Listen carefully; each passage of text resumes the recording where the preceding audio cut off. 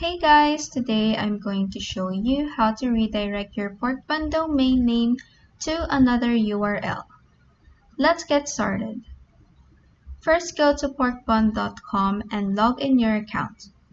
If you have not been automatically redirected to the domain management page, click on your profile icon at the top right of your screen and click on Domain Management from the drop-down.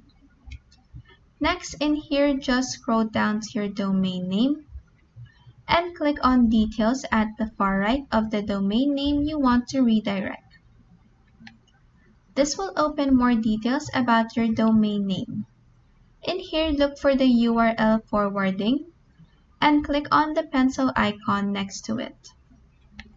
This pop-up will appear where you will paste your URL in this Forward Traffic to field. Then click on this checkbox below to enable Wildcard URL forwarding. Then click on Submit down here.